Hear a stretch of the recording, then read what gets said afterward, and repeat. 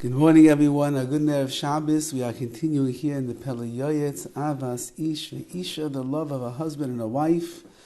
And he continues along the same vein over here of how to deal with a wife's disappointment in the husband.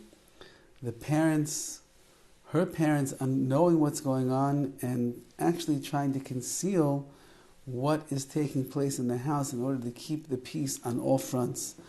Therefore, avia v'imo kroiveha, her father, her mother, and her relatives, brothers, sisters, aunts, uncles, imdas uzvuna behema, if they have good minds of understanding, afim hugad lehem ra'as habas kiraba, even if the daughter will tell them how difficult things are, Yasu atzmam kilala yadu klal, they should make themselves as if they have no idea of what is going on in this marriage.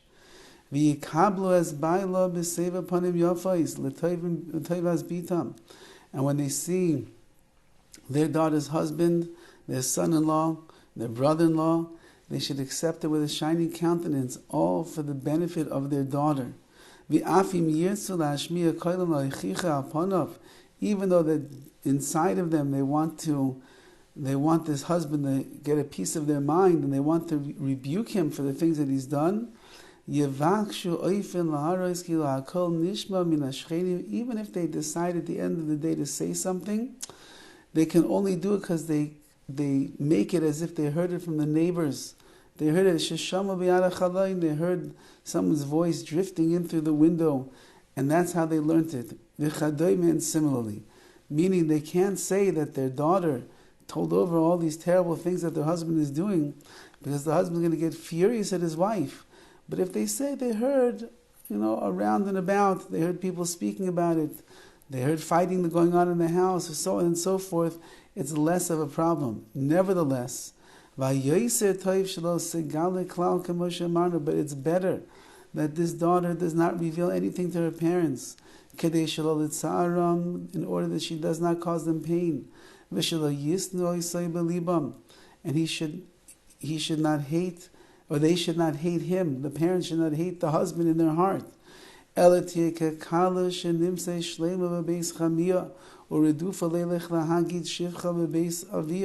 She should rather be like a kala, like a bride that is complete, and she's in good standing in her father-in-law's house, and that she goes around telling the father, what a great son you have, and the husband will tell to the father-in-law, oh, what a lucky man I am, what a great wife I have.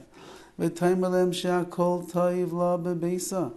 she should tell them, to her parents, everything is fine in my house, everything is great. Why am I crying? Why am I miserable? No, it's about something else. And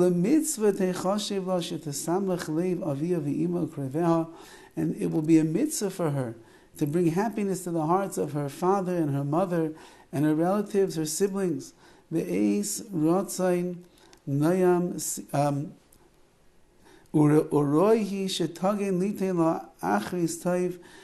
then she should work her best that at the end of the day, everything else will turn out good.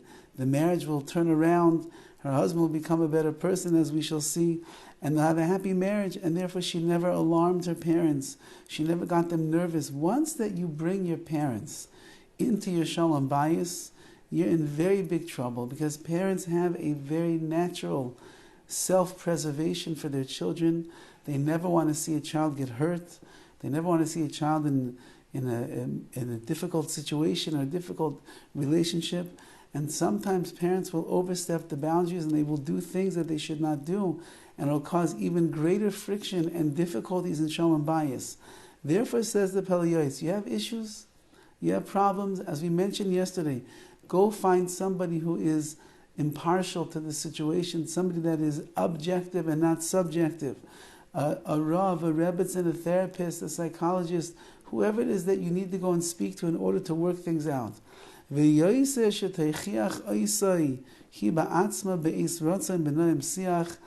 better that the wife herself should give the gentle rebuke to her husband when the time allows for it, with kindness and with goodness. Certainly you'll see much greater benefits come from such an approach to your Shalom Bayis.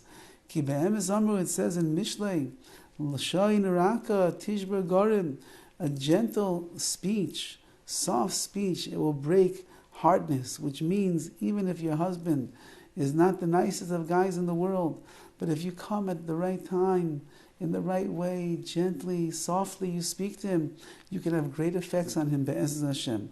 And you should also pour out your heart before Hashem, midi yom b'yom, every single day. Call out to him in prayer. Maybe Hashem will have mercy on you. And your tefillah, your prayers will have its just effects. You'll help through your prayers for your husband to go back on a good path. And then you will also find real peace of mind and tranquility. So says the PELE YOETZ, this is unconventional in some circles, but that is, keep your Shalom Bayis problems to yourself. Know who you can talk to and know who you cannot talk to. Don't bring your parents and your family on board. It becomes a disaster, says the PELE YOETZ. Whatever you thought the disaster was 250 years ago, it's a bigger disaster, Bizman Hazeh, with the advent of texting and messages and this and chats and family chats. Imagine there's family chats that are out there that are condemning the husband to being the worst person in the entire world. There's family chats that are out there where they speak lashon hara day and night about the wife of their son and their brother and their nephew, about what a horrible, terrible, irate wife she is. All of that is destructive beyond belief. If you have issues, go and find someone that you can confide in and you can talk to, and try be'ezus Hashem to work it out in a way where it's going to be successful. Not to do things that are going to be even more destructive and chalila ruin a marriage that, if approached in the right way, with the right help and the right intervention, can and will be'ezus Hashem improve and be fixed and leave you for many years of happiness and peace in the world of Shalom Bayis. Have a wonderful day and a wonderful Shabbos.